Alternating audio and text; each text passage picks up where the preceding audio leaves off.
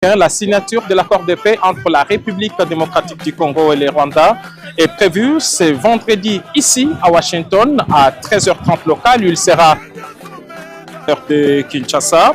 C'est un programme très léger en présence du secrétaire d'État américain Marc Rubio, Madame la ministre d'État, ministre des Affaires étrangères de la RDC, Thérèse Kayikwamba, et son homologue du Rwanda vont signer cet accord qui est censé mettre un terme à la guerre et à obtenir le retrait inconditionnel des groupes armés. Ce texte, comme vous le savez, repose sur 4 piliers, à savoir le retrait des troupes rwandaises de la RDC, un cessez-le-feu global, l'engagement de ne plus soutenir des groupes armés, de plus des dispositions sur les désengagements et le désarmement et l'intégration conditionnelle des groupes armés non étatiques sont également envisagés. Selon plusieurs analystes rencontrés ici à Washington ainsi que des diplomates, il s'agit d'un texte très équilibré.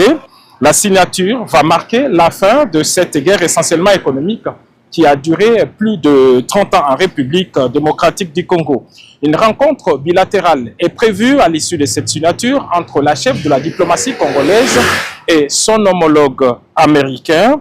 Et dans la foulée de cet événement, Madame Kayikwamba a prévu d'animer une conférence de presse ici à Washington pour expliquer les tenants et les aboutissants de cet important accord. En ce qui concerne les textes lui-même, il s'y est signalé qu'il est le même que celui qui a été paraphé il y a une semaine ici même à Washington. Les 2 ministres des Affaires étrangères sont déjà sur place dans la capitale américaine.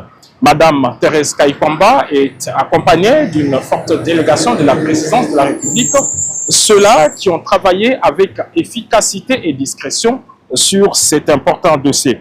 C'est donc un autre succès diplomatique important pour le président de la République, Félix Antoine Tshisekedi Tshilombo, mais c'est aussi le début d'un partenariat privilégié entre la République démocratique du Congo et la première puissance mondiale, à savoir les États-Unis d'Amérique.